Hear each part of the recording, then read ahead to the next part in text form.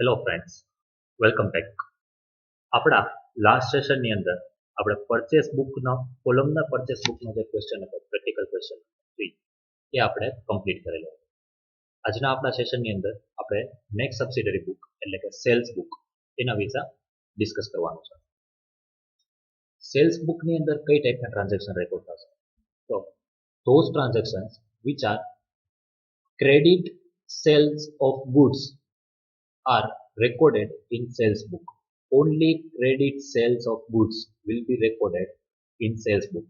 No other transactions will be recorded in sales book like cash sales of goods or sale of assets, etc. Those transactions will be recorded at different level, or you can say in different subsidiary books. But in sales book, only sale of goods, and that too on credit basis, will be recorded. Check કરીએ આપણે શું કહે છે. Transactions relating to credit sale of goods are only recorded in sales book.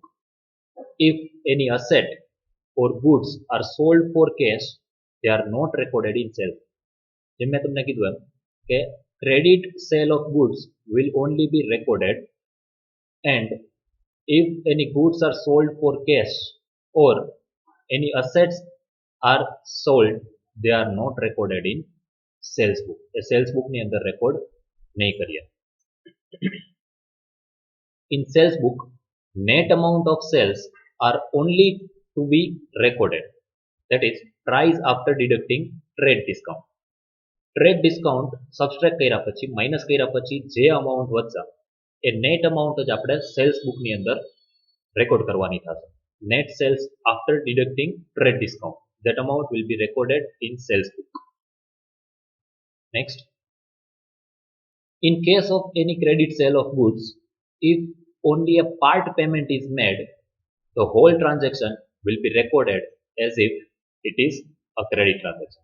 It means if we have sold goods to some person on credit and that person make payment for 60% amount, then we should treat this transaction for 100% amount as a credit transaction and not only 40% amount.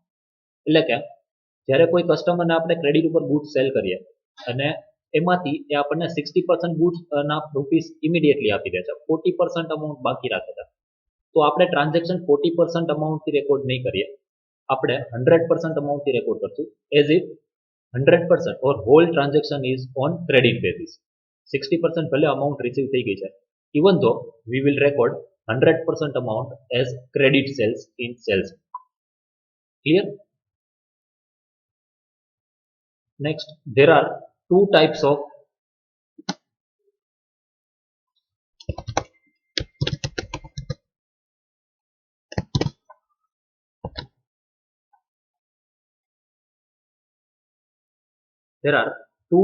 sales book.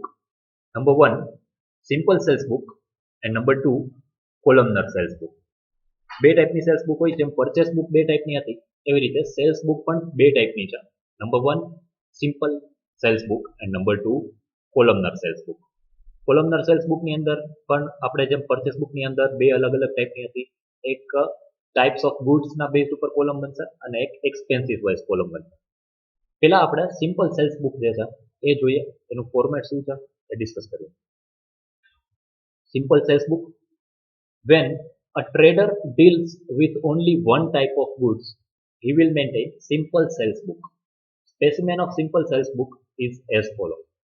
When trader is maintaining with just one type of goods, then you need to prepare a simple sales book. એક કરતા વધારે goods જો cell કરતા હોય તો આપણે columnar બનાવવી પડે, પણ આપણે એક જ ટાઈપના ગુડ્સની અંદર ડીલ કરતા હોય તો આપણે સિમ્પલ સેલ્સ બુકમાં મેન્ટેન કરી દે તો પણ ચાલે. Simple sales book no specimen. Sales book of so and so person.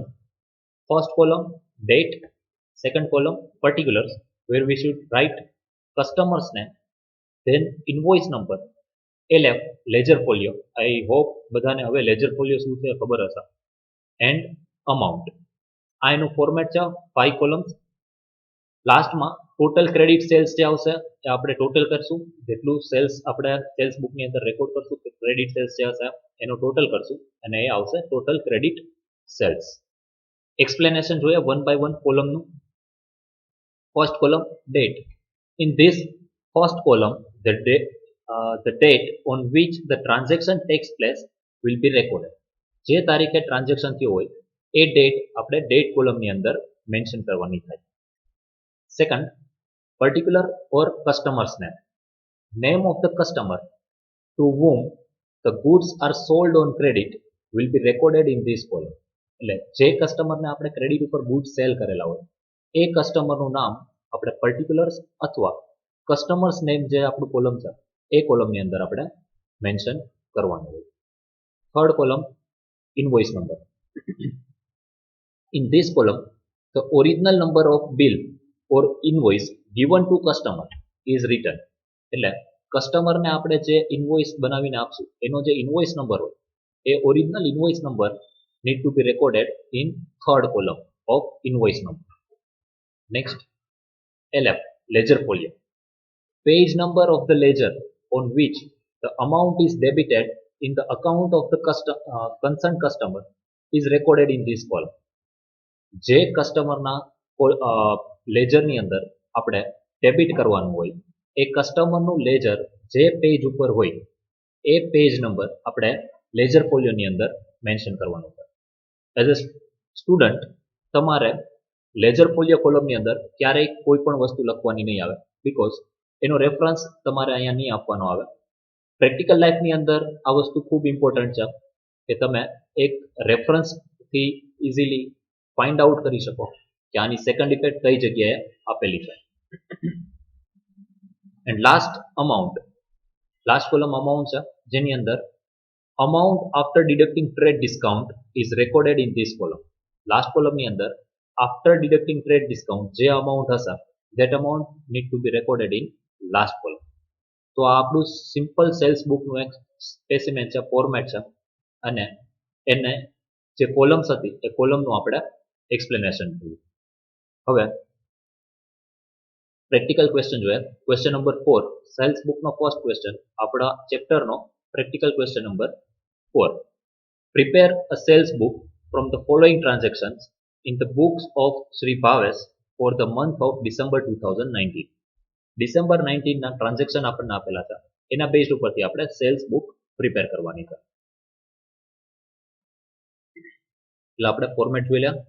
Cells book of Shri Bhavesh, date, customers name, invoice number, ledger folio and amount.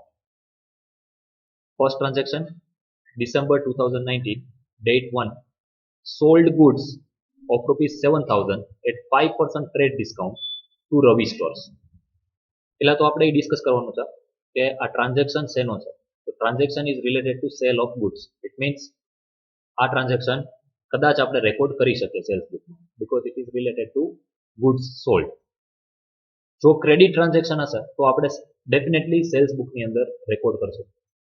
Transaction credit transaction છે કેવી રીતે ખબર પડી? લાસ્ટમાં રવિ સ્ટોર્સ એટલે કે થર્ડ પર્સનનું નામ આપેલું છે. Name given for third person Ravi store. It means it is a credit transaction and not cash transaction. And this transaction is related to sale of goods. So we need to record this transaction in our sales book. Goods sold for rupees 7,000 at 5% trade discount. We need to mention amount after deducting 5% from 7,000. 7,000 માંથી 5% discount trade discount જે છે એ સબસ્ટ્રેક્ટ કરી અને પછી આપણે amount લખવાની થશે. Check કરીએ. ડેટ આવશે 1 December, customer's name Ravi stores. Invoice number આપણને ક્વેશ્ચનમાં આપેલું નથી એટલે આપણે મેન્શન નહીં કરીએ. Amount will be 6,650. After deducting trade discount 7,000ના 5% 350 રૂપીસ એ માઇનસ કરીએ એટલે આપણને અમાઉન્ટ મળશે 6,650. Next transaction, sent goods of rupees 4,000 to Parshva stores, bill number 108. આપણે ગુડ્સ સેન્ટ કર્યા છે. સેન્ટ ગુડ્સ આપણે કોઈને ગુડ્સ ક્યારે મોકલીએ? જ્યારે આપણે એને ગુડ્સ સેલ કરેલા હોય છે. ડાયરેક્ટલી એવું નથી કીધું કે goods sold to Parshva stores. પણ તમને એવું કીધું છે કે ગુડ્સ સેન્ટ ટુ પાર્સો સ્ટોર. પાર્સો સ્ટોર્સને આપણે ગુડ્સ મોકલેલા છે, તો એ સેલ્સ કરેલું હોય તો જ મોકલેલા હોય. It means it is a transaction related to sale of goods. અને પાર્સો સ્ટોર્સનું નામ આપેલું છે, it means it is a credit transaction. તો આ ટ્રાન્ઝેક્શન ડેફિનેટલી સેલ્સ બુકની અંદર રેકોર્ડ થવો જોઈએ. ડેટ છે 6 ડિસેમ્બર. આન્સર જોઈએ 6 ડિસેમ્બર. Parshva store account. ક્વેશ્ચનની અંદર ઇન્વોઇસ નંબર આપેલું છે, bill number 108. It need to be mention in invoice number column 108. Amount આપેલી છે 4000. ડિસ્કાઉન્ટની કોઈ વાત નથી કરેલી, તો 4000 રૂપીસ નેટ અમાઉન્ટ જ છે, એટલે અમાઉન્ટ કોલમમાં આવશે 4000 રૂપીસ. તો આપણો સેકન્ડ ટ્રાન્ઝેક્શન જે છે 6 ડિસેમ્બરનું એ આપણો કમ્પ્લીટ થઈ જાય. Next transaction, sold machine of ₹2000 and furniture of ₹8000. આ ટ્રાન્ઝેક્શન રેકોર્ડ થશે કે નહીં થાય? આન્સર નહીં થાય. Reason, first reason, it is not related to goods, it is related to asset. Machine અને ફર્નિચર સેલ કરેલા છે, તો એ મશીન અને ફર્નિચર જે છે એ આપણા માટે અસેટ થાય, ગુડ્સ ના કહેવાય. એટલા માટે ગુડ્સ રિલેટેડ ટ્રાન્ઝેક્શન નથી, એટલે આપણે સેલ્સ બુકની અંદર રેકોર્ડ નહીં કરીએ. સેકન્ડ થિંગ, એ કેશ ટ્રાન્ઝેક્શન પણ છે. કોને આપણે સેલ કરેલું છે, કોઈ થર્ડ પર્સનનું નામ નથી આપેલું, it means it is a cash transaction. પણ આપણે રીઝન એવું લખશું કે transactions are related to assets, that is why it is not recorded in sales book. નોટ્સની અંદર મેન્શન કરવું પડશે. ચેક કરીએ. Number 1, transaction of date 10th will not be recorded as it is related to assets. Assets related છે એટલે આપણે cells બુકની અંદર એ મેન્શન નહીં કરીએ. રિમેમ્બર ફ્રેન્ડ્સ, જે ટ્રાન્ઝેક્શન સેલ્સ બુકમાં રેકોર્ડ ના થતા હોય એ ટ્રાન્ઝેક્શન આપણે આવી રીતે નીચે નોટ્સની અંદર એક્સપ્લેનેશન આપી અને લખવું પડશે. તો શું કામ એને આ ટ્રાન્ઝેક્શન સેલ્સ બુકની અંદર રેકોર્ડ નથી કરતા? ક્લિયર? નેક્સ્ટ ટ્રાન્ઝેક્શન જોઈએ ક્વેશ્ચનની અંદરથી. 13. An instruction is given by Gautam to supply the goods of ₹5000 to his customer Anand. ગૌતમે આપણને એક ઇન્સ્ટ્રક્શન આપી છે કે એનો કસ્ટમર કોઈ છે આનંદ, ગૌતમનો કસ્ટમર આનંદ, એને આપણે ડાયરેક્ટલી ગુડ સપ્લાય કરવાનું છે. આવી ઇન્સ્ટ્રક્શન ગૌતમે આપણને આપેલી છે. તો હવે એને ઇન્સ્ટ્રક્શન આપી તો એ આપણા માટે સેલ્સ થશે? નહીં. એ હજી આપણને ખાલી એને ઇન્સ્ટ્રક્શન આપેલી છે. આ ટ્રાન્ઝેક્શન નોન ફાઇનાન્શિયલ ટ્રાન્ઝેક્શન થશે. એ ઓર્ડર કેન્સલ પણ કરી શકે. એને હજી આપણને ખાલી ઓર્ડર પ્લેસ કરેલો છે, આપણે એને ગુડ સેલ નથી કર્યા. બરાબર? તો આ જે ટ્રાન્ઝેક્શન છે 13th December, that will be recorded in notes, note in sales book. Sales બુકમાં રેકોર્ડ નહીં થાય because it is non financial transaction, એટલે એ ટ્રાન્ઝેક્શન રેકોર્ડ નહીં થાય. પણ નોટની અંદર મેન્શન કરવું પડશે. ચેક કરીએ note number 2. Transaction of date 13 will not be recorded as it is non-financial transaction. આ રીતે આપણે નોટ્સની અંદર મેન્શન કરવું પડશે. Next transaction 16. Sold machine of 3000 to Rakesh at 10% trade discount. He sent 50% amount by check immediately. આ transaction credit transaction છે, because 3000 રૂપીસની asset આપણે cell કરેલી છે અને 50% અમાઉન્ટ જ આપણને ચેકથી રિસીવ થઈ છે. પણ આ ટ્રાન્ઝેક્શન સેલ ઓફ અસેટનો છે, સેલ ઓફ ગુડ્સનો નથી. એટલે આ ટ્રાન્ઝેક્શન પણ આપણે સેલ્સ બુકની અંદર રેકોર્ડ નહીં કરીએ because it is related to asset. પણ નોટની અંદર મેન્શન કરવું પડશે. આન્સરમાં ચેક કરીએ નોટ્સની અંદર. Note number 3. Transaction of date 16 will not be recorded as it is related to asset. Asset related છે એટલા માટે આ ટ્રાન્ઝેક્શન આપણે સેલ્સ બુકમાં રેકોર્ડ નહીં કરીએ. નેક્સ્ટ ટ્રાન્ઝેક્શન જોઈએ ક્વેશ્ચનની અંદર. 21.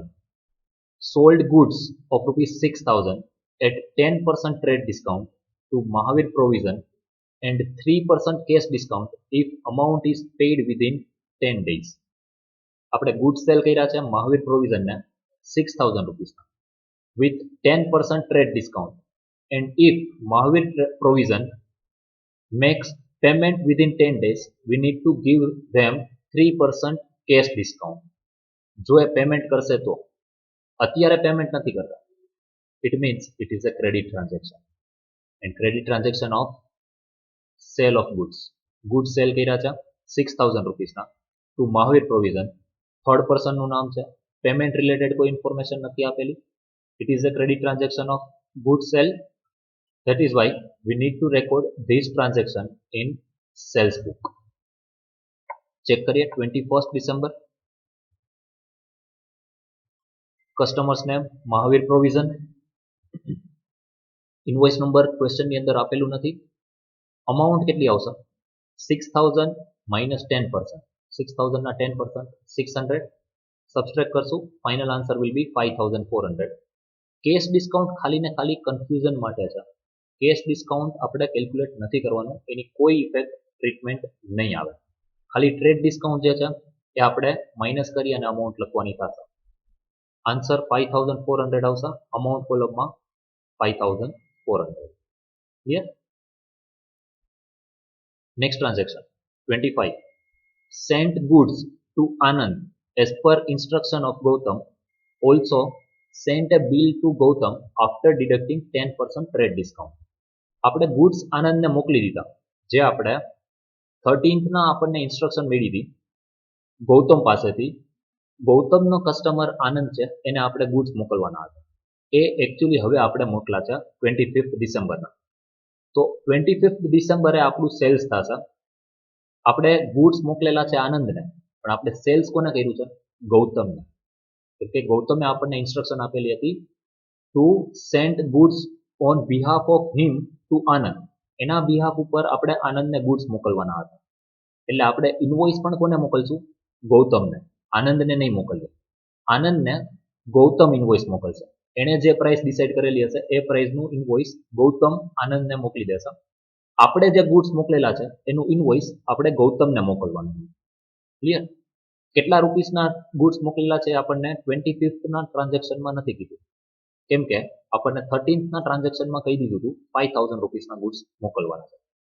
તો amount for transaction number 25 will be 5000 rupees. અને ઇન્વોઇસ કેટલાનું બનશે? ક્વેશ્ચનમાં આપણને ઇન્સ્ટ્રક્શન આપી છે આફ્ટર ડિડક્ટિંગ 10% ટ્રેડ ડિસ્કાઉન્ટ. 5000 ના 10% 500 રૂપીસ ડિડક્ટ થશે ટ્રેડ ડિસ્કાઉન્ટના. ફાઇનલ અમાઉન્ટ આવશે 4500 રૂપીસ. ચેક કરીએ. Date 25th December. Customer's name Gautam. Invoice number કાંઈ નથી. અમાઉન્ટ આવશે 4500. 5000 માઇનસ 500. Final answer 4500. ફરીવાર ક્વેશ્ચન જોયા. 25th ટ્રાન્ઝેક્શન લાસ્ટ ટ્રાન્ઝેક્શન હતો. આપણા બધા ટ્રાન્ઝેક્શન જે છે એ અહીંયા કમ્પ્લીટ થાય છે. અને લાસ્ટમાં આપણે ટોટલ કરી લઈએ. Total credit sales 20,550. આ સાથે આપણો પ્રેક્ટિકલ ક્વેશ્ચન નંબર 1 જે છે એ કમ્પ્લીટ થાય છે. આજના સેશનની અંદર આપણે ક્વેશ્ચન નંબર 1 સુધી રાખીએ છીએ. આજના સેશનની અંદર આપણે sales book, simple cash book જે છે એનું ફોર્મેટ અને એના જે કોલમ્સ છે એનું એક્સપ્લેનેશન જોયું. અને પ્રેક્ટિકલ ક્વેશ્ચન જે હતો સેલ્સ બુક રિલેટેડ એ ક્વેશ્ચન આપણે કમ્પ્લીટ કરેલું. નેક્સ્ટ સેશનમાં મળશું ત્યારે આપણે વધારે પ્રેક્ટિકલ ક્વેશ્ચન સાથે મળશું. નેક્સ્ટ સેશનમાં મળીએ ત્યાં સુધી ગુડ બાય. Thank you.